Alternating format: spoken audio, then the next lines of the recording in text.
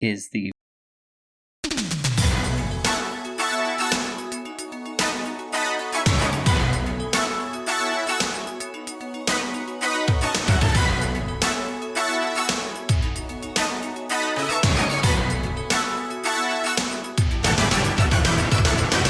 This is episode 217 of Insert Credit, an asynchronous special episode. This will be the last week before we all return to our regular recording spaces, so we're trying something different this week. I've pre-recorded each of the topics you're about to hear, to which each of our panelists have recorded individual 2-minute responses. Our intrepid editor, Esper Quinn, will hopefully put it all together so it sounds just like a real episode. I'm Alex Jaffe, and my New Year's resolution for 2022 is, having already worked with Tim and Brandon on other projects, to work on something with Frank Cifaldi. This is Frank Cifaldi recording offline answers for Insert Credit, episode 217. Hi, Esper. How are ya?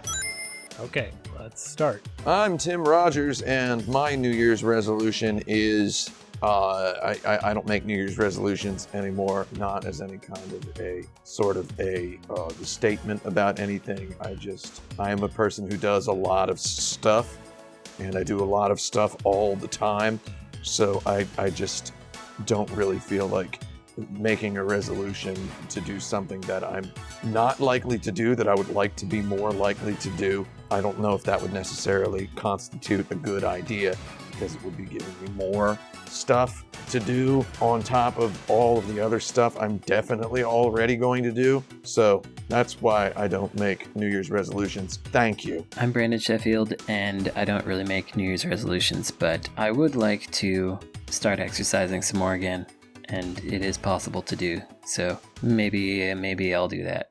I guess that's probably what I'm going to do. First question.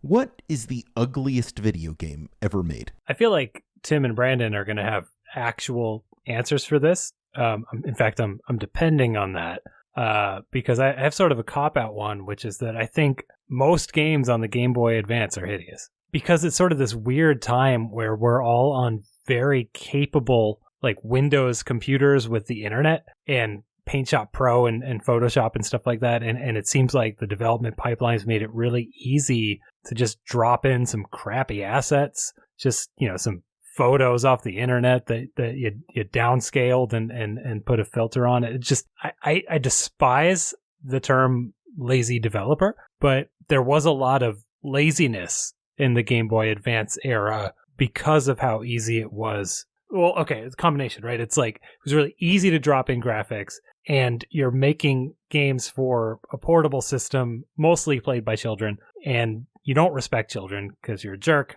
and also you're probably doing this for not very much money. So it just resulted in what I consider, and I'm not talking about the classics here, obviously, I'm talking about, sort of licensed stuff, like play the Garfield game. That's the one. Play that Garfield game that's on the Game Boy Advance, and you'll see just how hideous it is. When you just kind of drop in some art that you scraped up from the trash and just let the system sort of handle the scaling and rotation and stuff. And it's really bad, folks. It's really bad. There's much uglier games than Garfield on the Game Boy Advance, but it's an example. It's an example. It's part of the problem. Given the subjective nature of ugliness, its multivarious definitions, and also given the fact that I do not want to answer this question after the fashion of some kind of listicle YouTuber, the likes of whom I recently heard whilst taking a dump, jet engine volume bursting out of the television in my little brother's childhood bedroom, which sits adjacent to my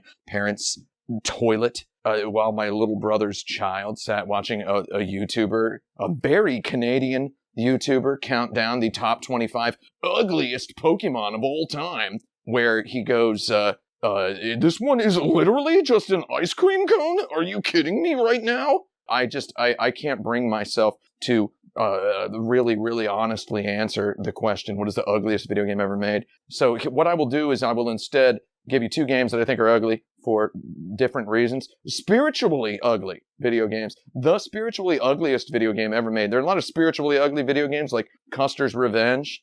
I think the spiritually ugliest video game ever made is that stupid game Hatred. That was like a twin stick mass shooting video game. And it's not just that it was because it was a game about mass shooting. It's the fact that the developers put in the Steam listing that it's a game that is all about pure gaming pleasure, is the way they described it. As though shooting innocent people is the pure pleasure of video games. I find that ridiculous. I think shooting pedestrians in a Grand Theft Auto game is also pretty trashy. So I think visually ugly, if I'm going to pick a game that I think is visually ugly in a way that is meaningful to me, in a way where I'm not making fun of the graphics or anything, I will say that there was a period in history where some video games were sort of not as good looking as they had been shortly earlier. And I would pick the game Goemon's Great Adventure for the Nintendo 64. A lot of Nintendo 64 games were kind of ugly looking even then.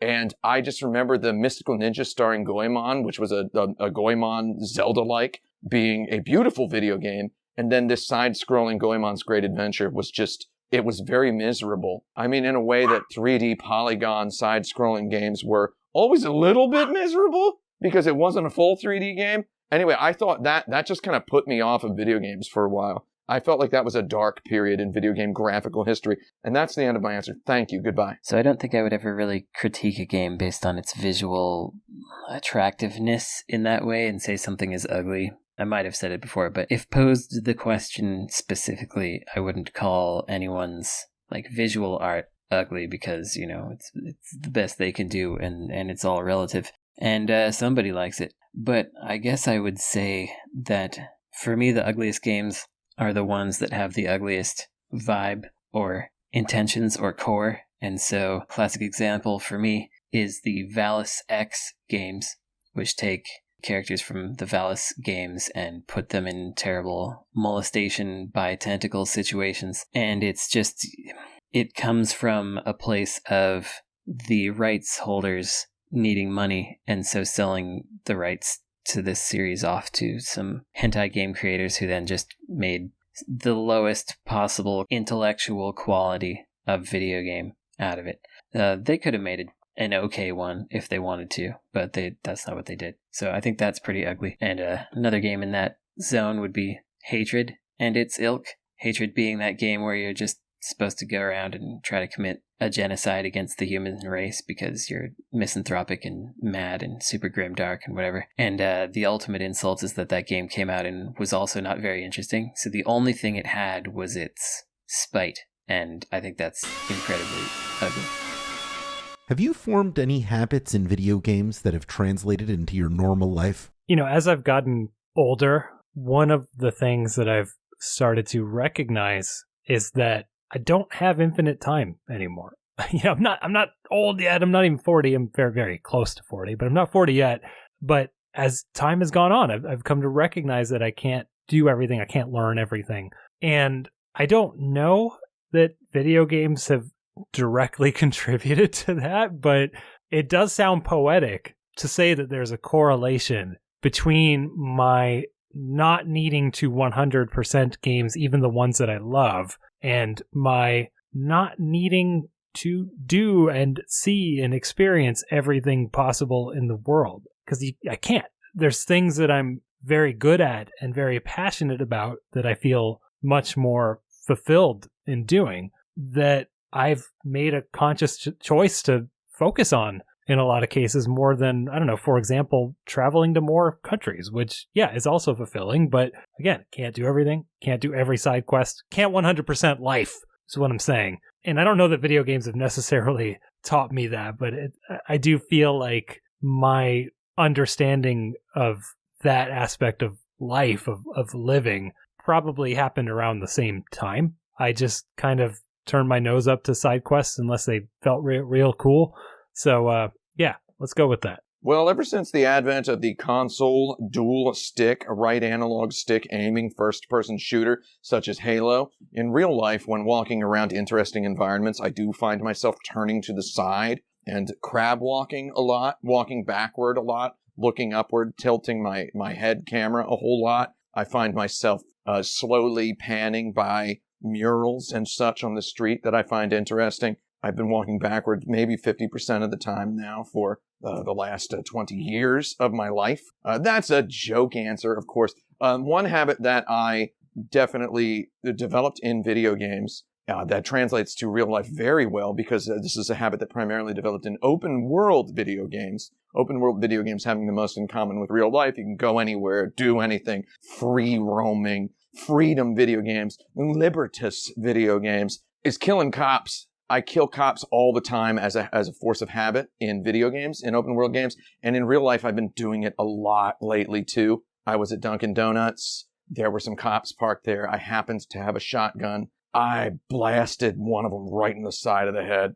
It was horrible. And I got away with it because all the other cops were too slow. So that was cool. Aside from that, I don't know. When I get an elixir in real life, I kind of save it up, by which I mean I have like 2 cans of Coca-Cola Zero, the zero sugar, and the original Coca-Cola Zero, 1 can of each that's in the back of my refrigerator, that I actually took out of my refrigerator and put on my bookshelf because I didn't want to drink them because they changed the can design. Now the can is red with black text. So I have like the old, it's kind of like saving my Final Fantasy VI elixirs until the end of the game. I don't think I've ever gotten anything from like a habit from a video game that I brought into my real life. I've probably done the opposite thing though. Like my tendency to want to finish a task until it's done, but then find part of the task difficult and so leave it forever. I mean, that's like why I don't finish role-playing games and I end in the last chapter. So many of those games, like I think I did it with Persona 3 and 4. I definitely did it with Final Fantasy 7 the first time around. It's just like, you get to the last scenario and they're like, okay, better finish up everything you want to do.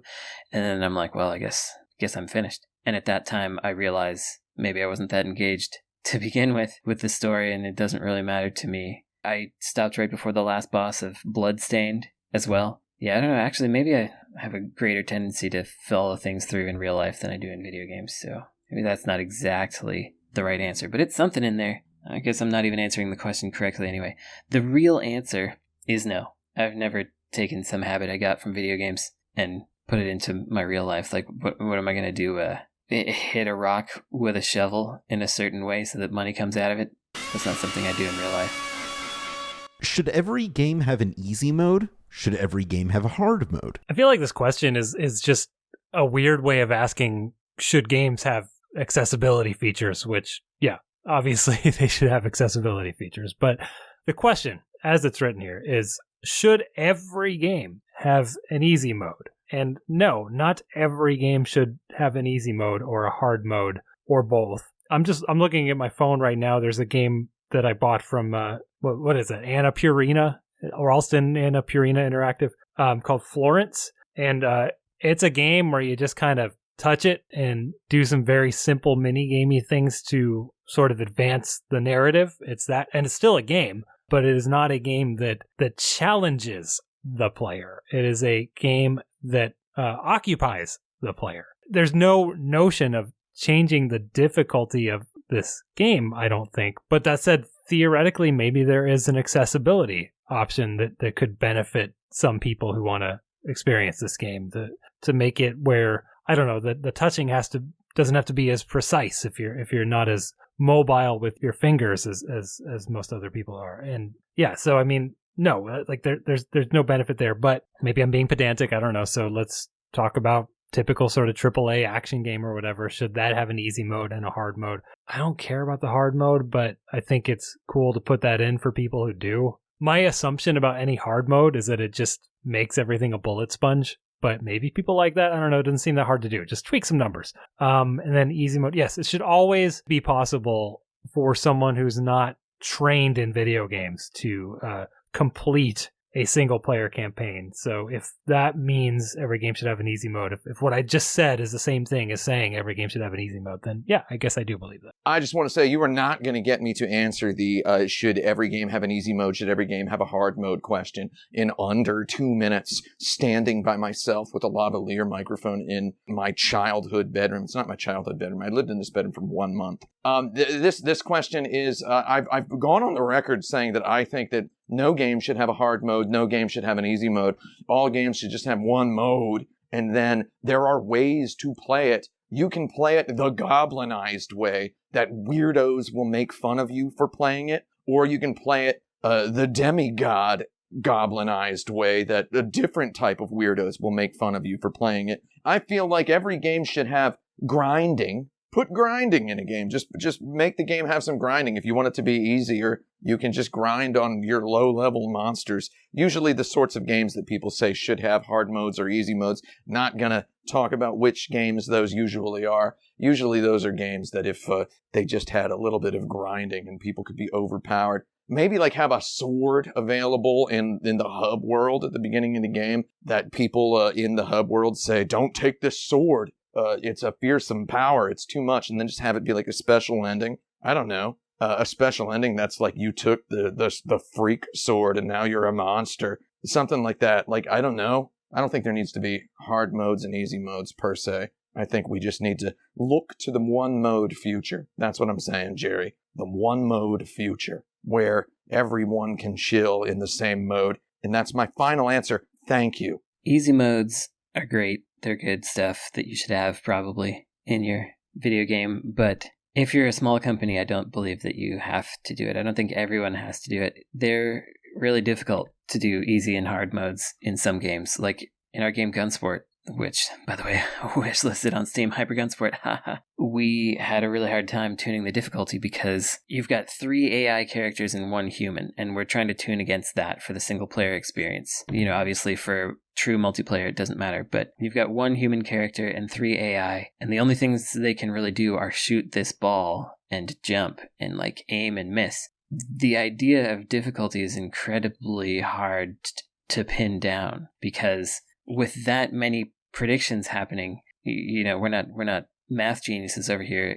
We can't actually triangulate how to make an AI opponent intelligently shoot the ball into a spot that like won't make a goal on purpose, because there are multiple other actors happening simultaneously that are trying to change that. It's not just about whether one character will do one thing. You have to take it all into account, plus the player as an agent of chaos in the whole thing. So as much as I think it's great to include easy and difficult and whatever modes, if you don't have those levers, I think it's okay not to. On the other hand, any kind of accessibility options that you can put in are very good. Button remap, colorblind mode, just any of that kind of low-hanging fruit so that whoever wants to be able to try to play your game can. You should do that. I'd love to put an easy mode or a hard mode in Gunsport. We just really cannot figure out how to do it.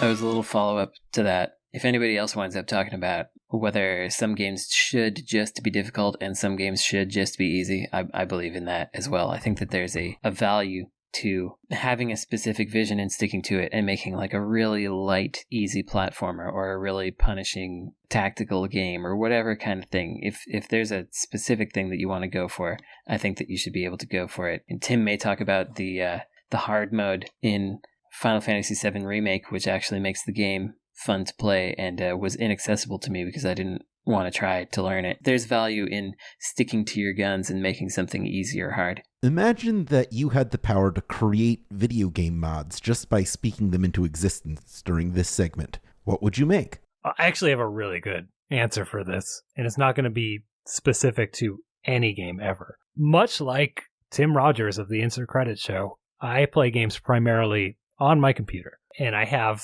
a really good graphics card. I have a 3080. It was very difficult to get one. I don't know if it's even possible anymore, but a year ago, it was quite a struggle. I managed to, and I will cherish this thing until I get the next one. But anyway, if I could just will any mod into existence, I would will the ability for these PC games I'm playing to just extract and dump all of the textures and data and everything onto my hard drive and just make my install of Red Dead Redemption 2 like a terabyte. I don't care. Just have all of that data just ready for me instead of doing the thing where you have to decompress that data in real time, causing some stuttering and stuff like that. It's like, no, give me the option to literally fill my hard drive with every piece of data that's compressed in this game. If that's what it takes, just give me that ability to squeeze out just a little bit more performance out of this thing, because I have the tools. I have the technology. Give me that freedom.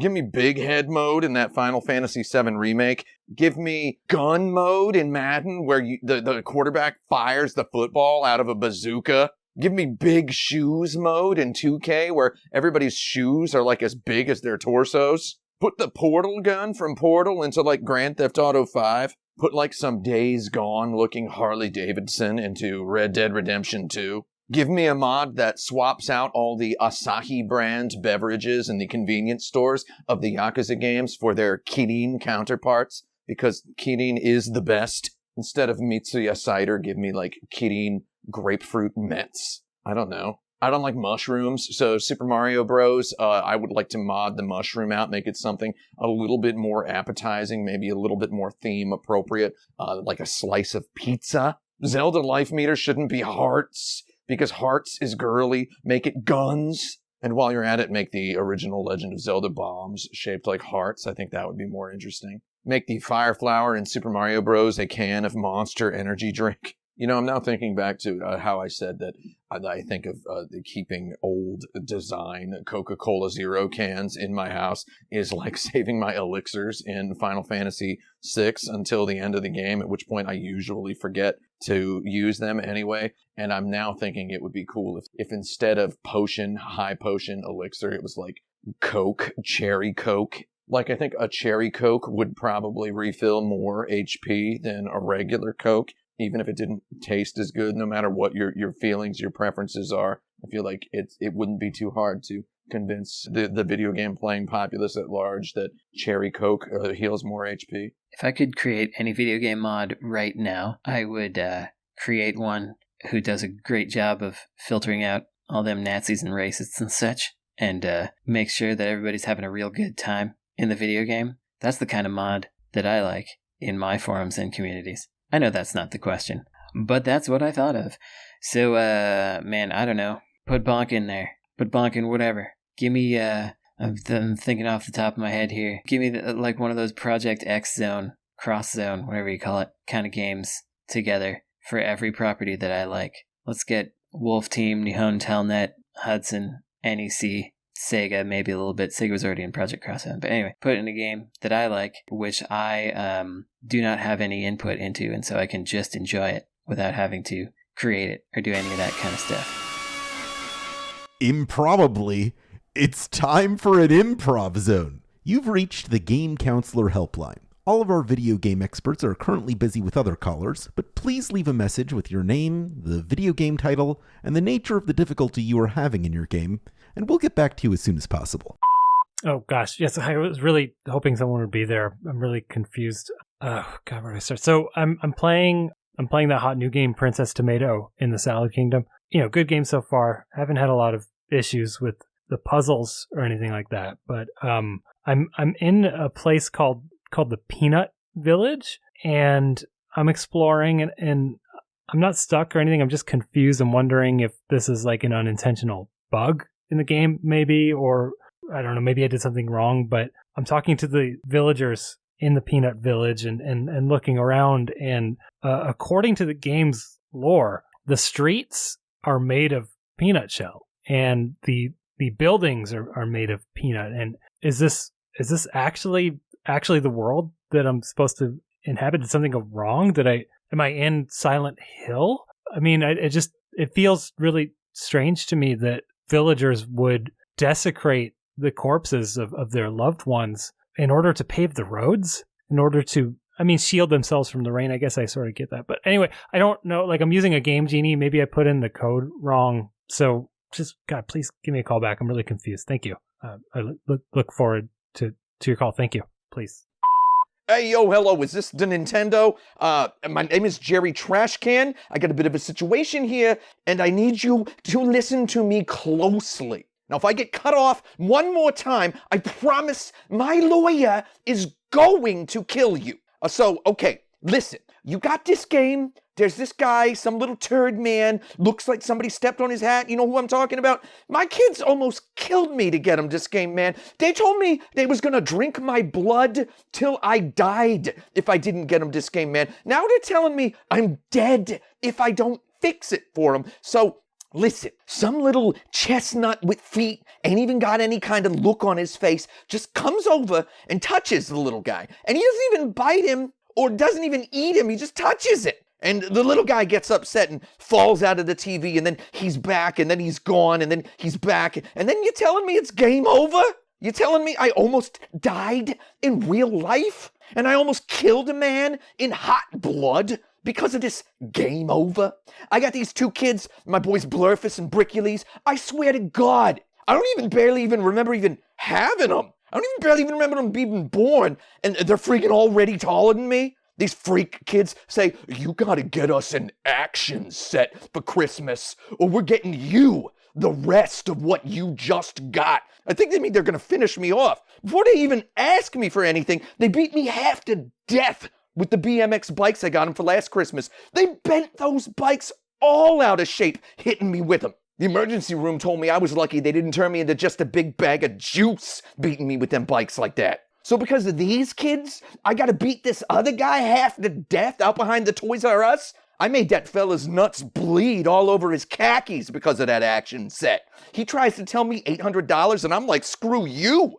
He's puking his guts out. So I give him an extra 20, make it 220. And my kids, they just want to shoot a cartoon duck. Now, I shot that duck just to see if it died satisfactorily enough to please my little monsters. Like, what is with that stupid duck, by the way? It just falls down and gets back up again? I think it's the same duck. Is it the same duck? Anyway, I scratched the holy heckaroony out of the TV with that gun, man, and the kids did not like that. They did not like that. They are saying they'll let it slide if I call Nintendo and tell them to fix Mario. They said, if Nintendo don't make Mario jump, they're gonna make me jump. I think they mean off of the water tower. They throw cops off there all the time.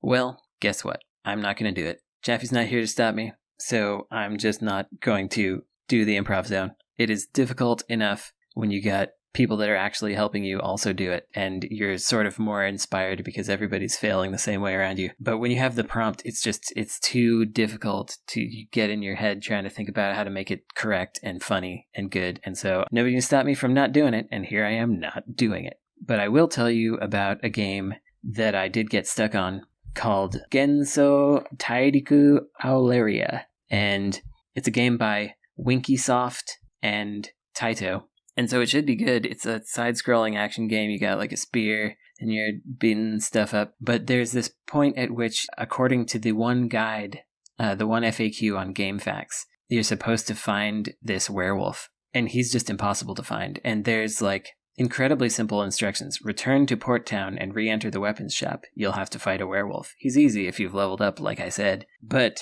I can't find that guy. And the scant few posts you can find about this game anywhere on the internet are all like, where's this friggin' werewolf? So I don't know where this author got that idea from. Maybe it was really easy for them, but I couldn't find that guy.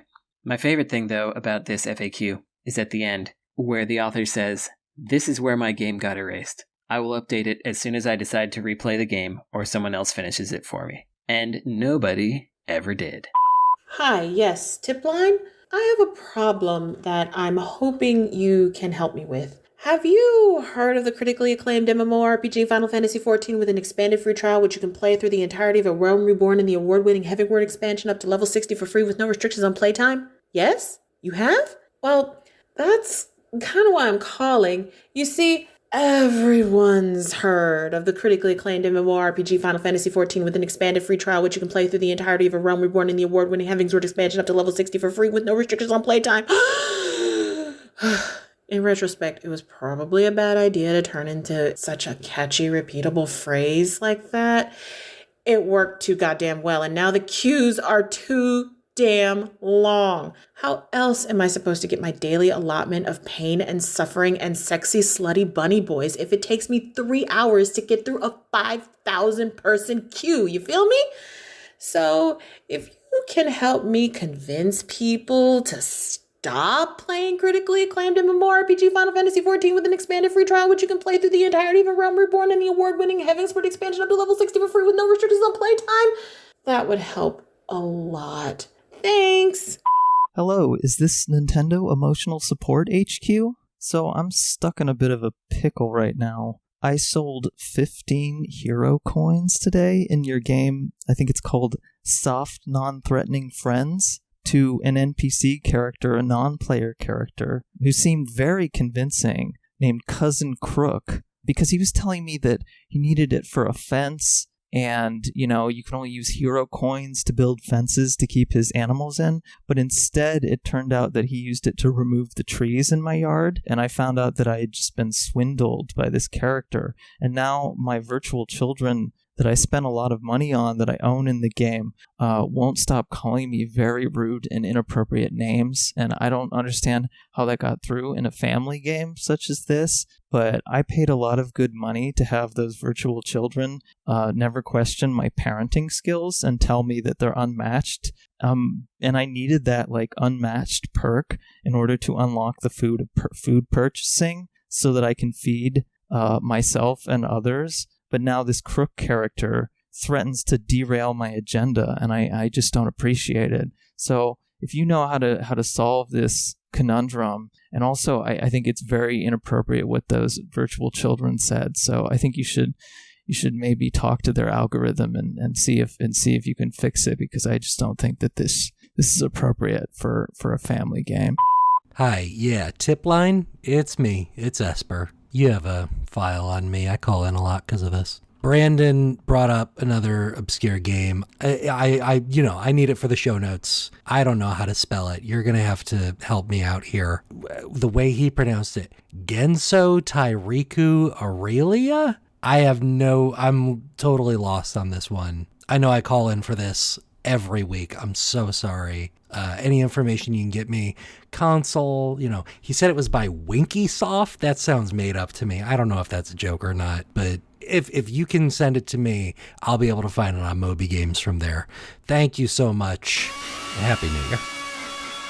What does it take to convince someone to try a video game? What does it take to convince someone to try? I don't care if you play a video game. I really don't care what you do with your time. Okay, think about this for real, right? Like if I, Frank Cifaldi, am in a position where I really want someone to play a video game, the only reason I can think to be in that position is because I've realized that this game will improve their lives or is something that I know that they would enjoy. There's not a scenario where it's like, wow, this game was meaningful for me personally and I want you to feel the way that I do. But often I am playing a game and it's like, oh, I think so-and-so would enjoy this. I think this is right up their alley. And the way that I've typically done that is kind of like texted them like screenshots if there's like goofy things on the screen that would appeal to them, or if there's my wife Amanda really likes what one on Twitter might call a good face, like a face that is really funny. So the game has some good faces in it. I'll sort of text her pictures from the other room, I guess. So I don't know. I live with my wife. I don't need to text her pictures of the thing that I'm doing in the house. But yeah, I like to, text people pictures or like kind of give them a travel log as I'm playing this game that I think that they would like. I think because that's what usually works on me is when people are like tweeting their experience in a game, for example, or, they're able to show an aspect that appeals to me. Like I think I've said this on the show before, but straight up Final Fantasy 15, I had no interest in. And then I saw a video on Twitter of the bonus mission where you have to talk to your friend about your favorite part of Cup Noodles, I think it was. And I was like, yeah, this is the exact kind of stupid I want. And I bought the game that day. What does it take to convince someone to try a video game? Well, I have pretty bad luck in general convincing people that I know, like persons, like humans, to try a video game. Though I'm able to convince viewers and listeners and readers of my work to try video games. So what does it take to convince someone to try a video game? I suppose it's to never meet them and then build up some sort of librarious catalog just outlining my taste over a period of 2 decades. And then when I recommend a video game, people will play it. I don't actually know how I did it per se, though I did make this long video about Cyberpunk that I tried to tell people that they didn't need to play the game, that I'd played it for them, and that here was all this stuff that we can talk about with regard to the game. And I got so many people telling me that they played the game after watching the review or before watching the review, or they got to a certain point in the review and then they decided to play through the entire game. I was trying to kind of convince people not to play the game. So it was quite strange that so many people actually did play the game. A little bit weird. As for convincing real people that I know in real life to play video games who are not already video game players, I guess this kind of goes back to the question that Brandon asked somewhat recently about, can you remember a parent of yours or one of your parents telling you that a video game impressed them unprompted? I feel like that's really it. You just have to wait for somebody to say, hey, that Red Dead Redemption 2 is coming out. Should I play that? And then just tell them, yeah. You just have to wait for somebody to bring it up as their idea and then tell them, okay. I suppose that would be my answer. It's a bad answer. I'm sorry. The answer is graphics. Some kind of visual indicator that this game looks good. That's what convinces someone to play a video game. It's got to be graphics that they like or that inspire some kind of interest in them, but that's what it is. When I'm pitching video games to publishers, I may have mentioned this before, but I kind of treat it like I'm making a picture book for a toddler. That's no particular insult meant to publishers, but when you got somebody who's really busy thinking about other stuff, they're really easily distracted, they got about 1 million things going on, you have to immediately grab their attention. And so I do like big picture, one sentence of text in a big font, small sentence, big font. And that's what I do. And like, if I could count the number of times where we would have gotten something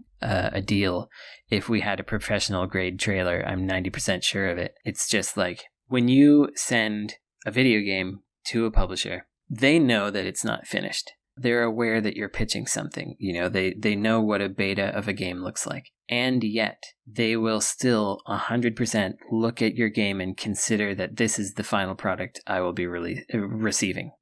The capacity for vision and all of that is linked directly to what you've done before. So if you're like some really excellent high-end person that has a really big, good reputation, you can send somebody something that doesn't look fantastic and they'll be like, oh, they're gonna fix it up. But if you're someone like me and you send something out and the UI is a little weird, or the boss has work in progress graphics, and you don't make it really obvious that it's work in progress, they're gonna be like, oh, this person doesn't have the greatest sense of UI or of scale or whatever. And they don't know you. They can't anticipate what you're going to do and the ways in which you're going to improve things. They don't necessarily even trust you to do that. So you got to put forward the best looking thing that you can within the time that you have when you're pitching. And I think the same is true when you're showing a game to consumers. They will take what you've showed them at face value. If you got a low, slow, plodding trailer, they're going to be like, oh, this game is probably pretty slow.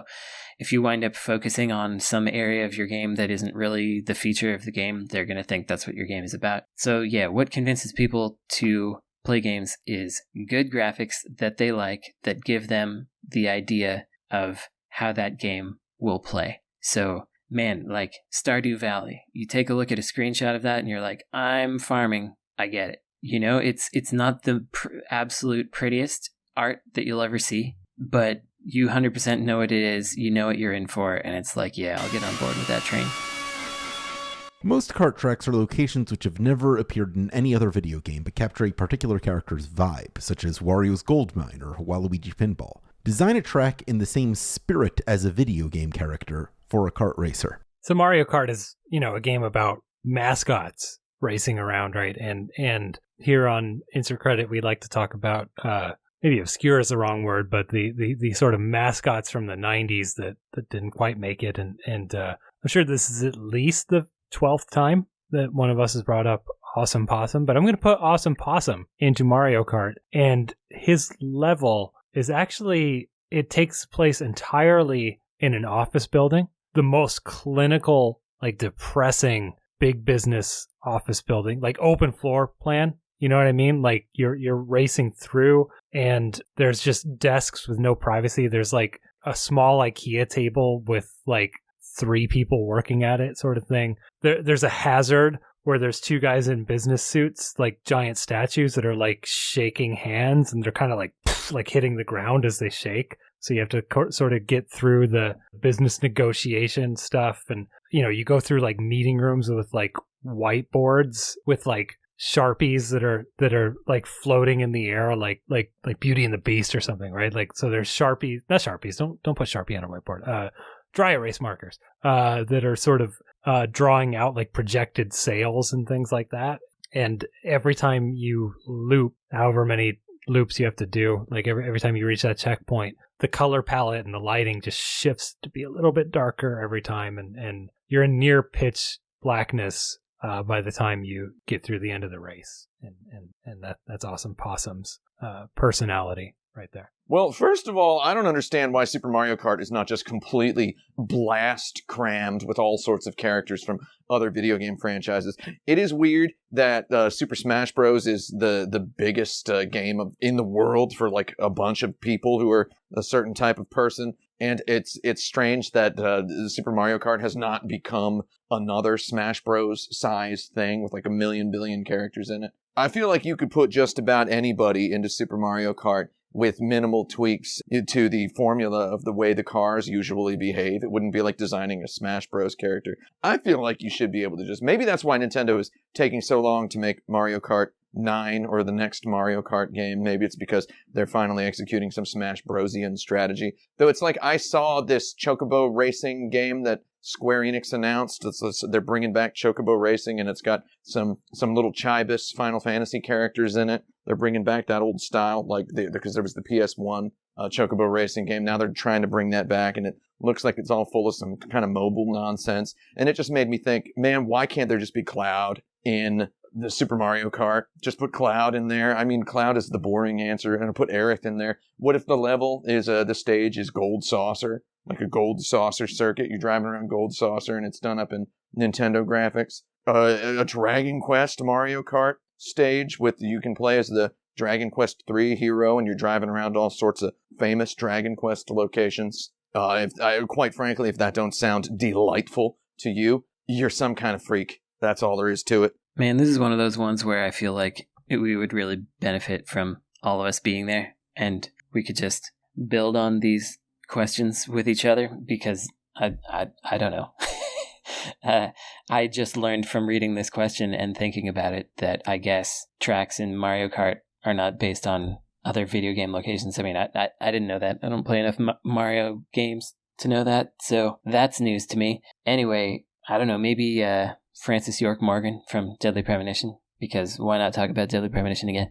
But he's got that dual personality, so you could have the track like flip over when you get to a certain point. Like you get to a certain node, and then it flips, and then you're in the underworld side of the graphics in the Rainy Woods, trench coat, Evil Zone style place, and then you flip it over again, and then you're going to like diners and huge coffee mugs and novelty man holding a muffler type of Americana situation. And then you hit that node again, you're back in the sawmill, and there's blood and stuff, and the controls get all difficult to control because you're in the shooting mode of Deadly Premonition.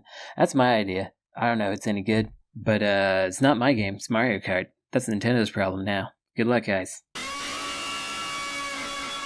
How have focus groups affected game development? So, I mean, clearly Awesome Possum only exists because of a focus group, right? I mean, I think we could all agree on that character and the fact that he is an environmentalist in the Captain Planet era of the night. I mean, that's a focus group game. That's, go back to that prior question, but add in some focus groups to that racetrack, where you're racing through and there's children behind two-way glass watching footage of you driving, and they're eating pizza and falling asleep. That I think that really says everything. That's all I got. Well, anybody who has watched, for example, the TV show Mad Men will know that focus groups have been a part of marketing, advertising, or product development for literally decades. It's been a huge thing. So how have focus groups affected game development? They've probably been affecting game development since sort of the very beginning of video game development. I remember seeing Howard Phillips, a former Nintendo big shot, cool guy saying on a Facebook post about how video game control was always the number one thing that their focus groups reported as finding lacking in some video games that weren't that good, or something like he said, play control was the number one thing that most focus group members said they appreciated the most about games was when the controls were good. So, I mean, focus testing seems to have actually influenced game development for quite some time. So I would say, if you're talking about modern times, how has focus testing changed in modern times? What is it doing now? I would say, have you looked at goddarn Yelp? Have you looked at YouTube comments? The entire world is a focus group now, and they are just sponging data and opinions and ideas and nonsense. There's people just giving out free ideas in the YouTube comments of every video game trailer. For example, the idea that they should show gameplay in the trailer. Sooner or later, that one, they're going to do away with trailers that just show cutscenes, because there's going to be so many YouTube comments. Just keep plugging those comments away, focus testers. Focus groups are strange. I don't know if we can say definitively how they've affected game development, but for a long time they were used to just purely gauge interest in a product and see like what demographics were resonating with it and whatnot. And then for a while, like now, rather than focus groups, you got analytics, which tell you how long people were looking at one thing or another, how long their eyeballs were on this part of the screen. Were they hovering over the buy button and then flitting away and deciding not to do it? Were they, using this character too much because they saw it in a forum? And I think in a way, analytics has supplanted the focus group, and the focus group is less relevant than ever, because with analytics you can worm your way into finding an audience rather than tailoring the game to be exactly that way from the start. But as a side note, I'll talk about the 2 times I was involved in focus groups. One was for Project Snowblind, which is probably maybe the first video game thing I was actually connected to. I'm not sure it was like video game development thing.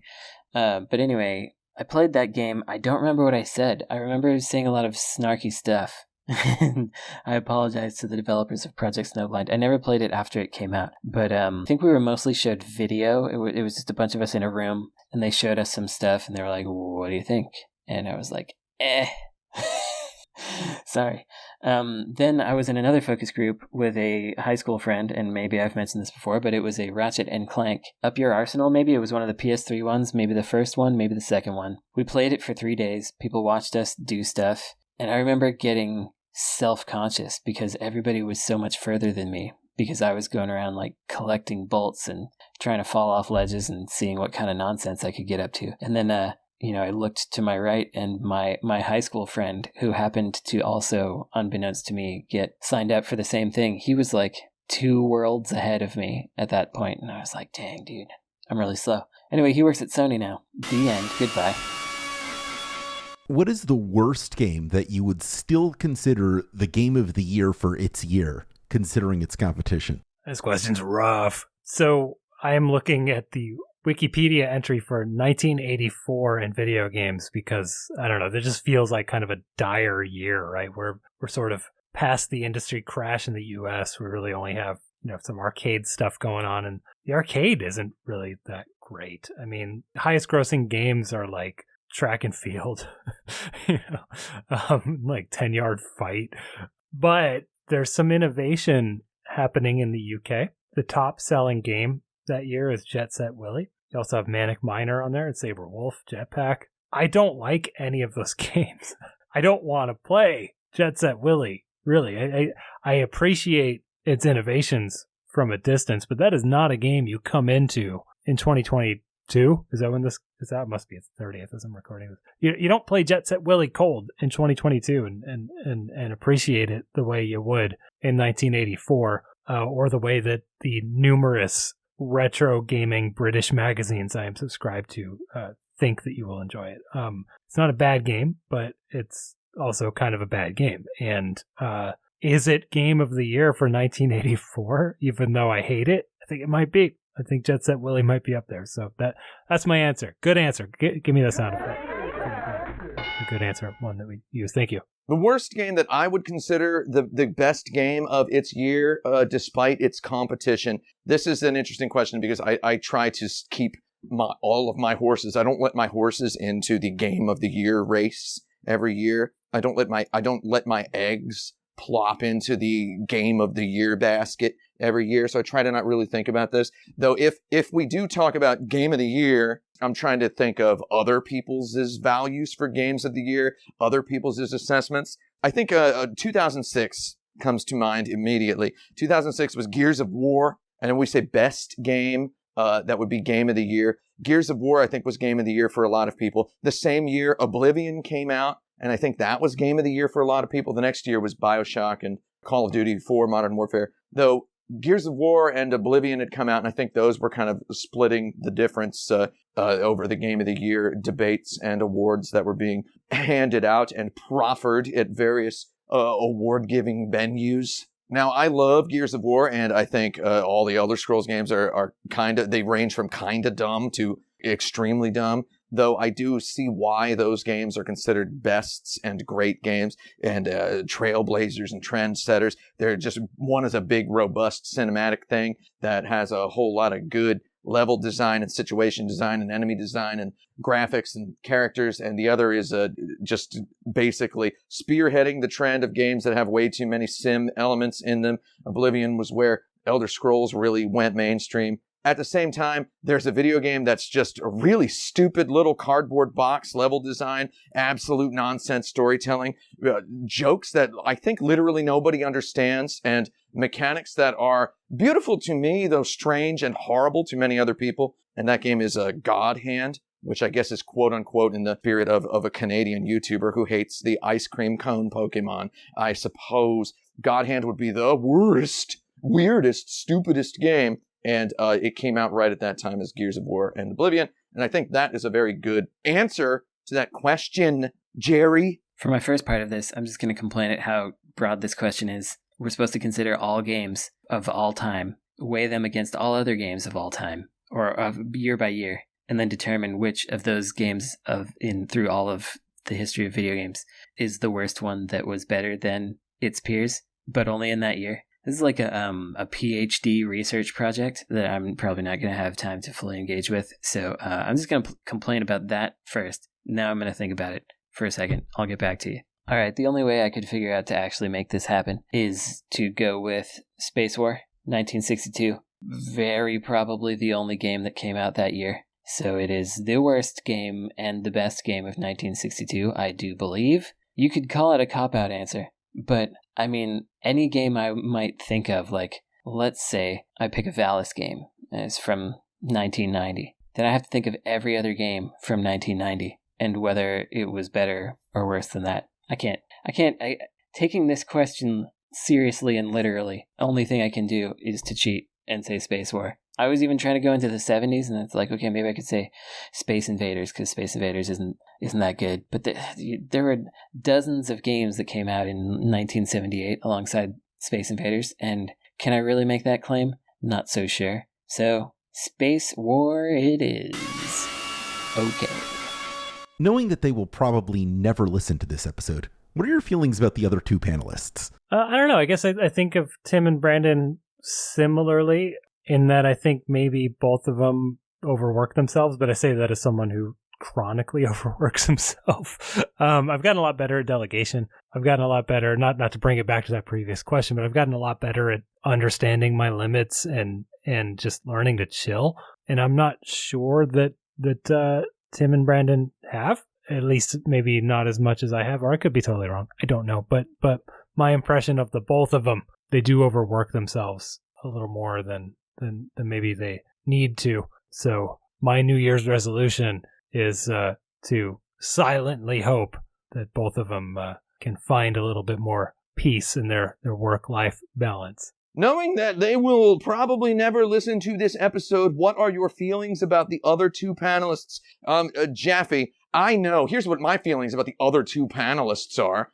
Brandon Sheffield is the type of guy to talk about never listening to his own podcast. I know he's like that because of me. And Brandon Sheffield is also the type of guy to see this question and decide to listen to this part of the podcast. So, Brandon Sheffield, if you're listening, you're a goblin, you're a creep, you're going down. I will end you. That's all there is to it. Don't listen to this. You're treading on unholy ground now. Whereas Frank Cifaldi's a cool guy. So that's all there is to it. That's all you really need to know about Frank Cifaldi. One of the coolest dudes in video games, I think. So that's cool, right? I don't think Frank he's so cool. He's probably not listening to this, but maybe he'll brag about not listening to it at some point. I have to say, I might have skipped around this episode a little bit, if not for the presence of this question, but this question pretty much guarantees now that I will not listen to it. It's a tough one that you're asking there. What am I supposed to say? They're my friends, Tim and Frank. Known them for a whole bunch of years. Going on 20 years for Tim pretty soon. Maybe sometime next year will be the 20th anniversary of our contacting each other. Frank, 17, 18 years. We lived across from each other for 10 years, roughly. We both just moved. But, what is there to say? They are my friends. We have different ways of thinking about things sometimes, and that is both the source of issues within and reason for continuing our friendship. Like, why would you want to be around people that are the same as you and have the same problems as you and that kind of thing? I a while ago watched the Highlander TV show. Like, I bought a VHS tape, which was supposed to be a quote movie made from the TV show, and it's really just the two first episodes slapped together and put in a box as they did back in the day. And it's got the TV show's Highlander, Adrian Paul, getting sort of passed the baton from the movie's Highlander, Christopher Lambert, or Christophe Lambert. And you see the two of them meet up for the first time in like 500 years, and they're like still grousing about the same problems, and they still annoy each other in the same exact ways because they're both entirely themselves. And at the same time, it's like they still know they're friends and they can rely on each other, and they hang out for a while. They practice some sword fighting together because they know some big quickening thing is going to happen. But then they get a little annoyed with each other, and then they go away again, and they're like, well, see you in another 500 years or something. And I feel like maybe that's a little bit what some of these longer friendships are like. Once you get to be of a certain age and vintage, it's like, yeah, we are all a little different from each other. But we all appreciate the ways that the other people are. That's why we still talk to each other and hang out, and that's why we're friends. We may not see each other in real space all the time or even that often, but I think we all appreciate each other. I hope we do. That's what I think. Does that do it? It's my Highlander analogy. Is that something? All right. Bye. Do you have any recommendations for our listeners this week? Yeah, a quick recommendation. Drive-in theaters. Think about it. I kind of forgot they existed, and I went to the theater for the first time in 2 years now. This is my first post-pandemic theater experience. Was Amanda and I drove to a drive-in theater and watched that Spider-Man, and had a pretty good time. Bring whatever snacks you want. Bring blankets. Probably should bring blankets because that car gets really foggy if you're in there with the windows rolled up, so you got to at least crack the window, and it is December, or I guess January when you're listening to this. But had a really good time and was like, yeah, I'd do this again. What was this, like $8 to do this? Times 2, $16 to do this. Bring our own snacks. Good time. So if you forgot about going to the movies and you haven't been for safety reasons, and you have a car, don't do this if you don't have a car, but if you have a car, go do it. Oh, and a tip: bring a battery-powered stereo of some kind. I have like a shower radio, because at least the one I went to, and they're probably all like this now. You tune into a radio station, and don't leave your engine idling to watch a movie. Bring a stereo. It works. It's good. Recommendations. Here's where again I have a whole lot of recommendations. I'm sort of a professional stuff recommender, right? I don't know. So what is my recommendation? I recommended my dad drink more water lately. I've recommended that people drink more water, period, for a very long time. Though my dad just got back from Target and he bought a huge BPA-free plastic water bottle. It's kind of interesting. It has a schedule on it. It has like an 8 a.m. to 8 p.m. like schedule on it. So it's like, he's like, I'm going to try to drink 64 ounces a day. I told him I drink 2 gallons. which probably sounds to my dad like the sort of dumb thing that he just thinks I say but don't actually mean. I'm pretty sure that I'm considered some sort of insincere stuff sayer hereabouts in these parts, where I say stuff like, "Oh, I've been to England," or whatever, and then they just kind of laugh and think, "No, he hasn't." I think they think I'm some kind of weird liar over here, which is just the reputation that I think they've had of me. And I have leaned the heck into it, both here and abroad, both in private with these people and in public. Though my dad actually bought the water bottle so that he can start drinking 64 ounces of water a day, so something convinced him. I mean, it was either me or maybe Dr. Oz or Dr. Phil or one of those other guys who's not actually a doctor, though they get to legally say they're a doctor because it's like funny to call a guy a doctor in some circles. Maybe he said that on TV. And I was just kind of, I don't know, what do you call it? Peeing in the ocean, as it were. I don't know what that means. Thank you. Recommendation time. Okay, what do I have? I don't have that much. I recommend the song Walk from the Sega CD game Nostalgia 1907. I think it's really cool. You should listen to it. It's got a good, neat vibe you could really only do on CD at that time, and they included the soundtrack CD with the game if you buy it. So that's kind of nice as well. And I will also, maybe I'll say this is the last time I'm going to do this directly. I get self-conscious about it, especially when the others are on the podcast, but I have noticed that 5,000 or 6,000 of you have not yet wishlisted Hypergun Sport on Steam. So if you could go and do that, I'd really appreciate it. And then maybe I won't mention it so much anymore, and we can all just relax until the game comes out. I'm not going to be relaxing. And then I guess I'd just like to say thanks to everybody for listening for so long. We started this thing back up, I guess, about 1.5 years ago, but over here it's December 30th. It's reflecting on things a little bit as I realize the year is ticking over into a new number. It's just another day, but at the same time, it has some kind of significance. We have culturally built this up to have significance, the day ticking over to a new year. And I just appreciate everybody listening to this show, everybody who comes on the forum and talks. Like, I really didn't think that we were going to have a vibrant forum community. Well, I hoped we would. That's why I made it. But you know, we got people talking on there every day, forming friendships, getting through this pandemic together by having some kind of a sense of a place to hang out and where you can make certain kinds of jokes and people are going to get it. Or you can talk about this obscure thing that you like and people will be like, oh man, I know about that. It's nice. It's been heartening for me personally during all this nonsense. And yeah, I'm just glad that y'all are out there. And I hope we can keep doing this. I hope you're enjoying what we're doing. And take care of yourselves. I'd like to make a recommendation. I'd recommend that if you're listening to this show on any platform where you can subscribe to or review podcasts, that you engage with us in that way to keep the algorithms pushing us upwards and forwards.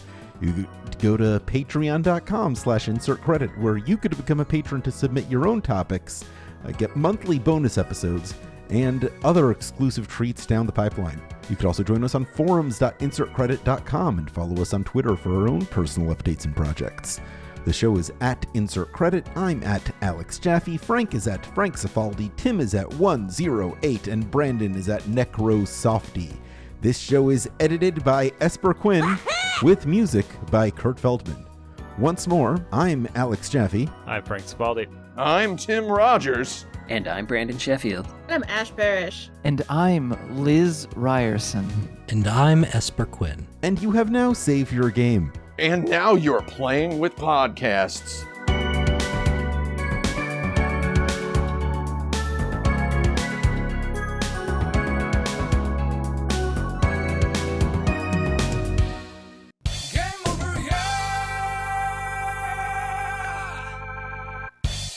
Honk, honk. I just want everyone to know that the motivation for this character was I imagined a man who had purchased a Nintendo for his children for Christmas back in 1988, and then his children were so stupid. His children were named Blurfus and Bricules, and according to the fiction, that they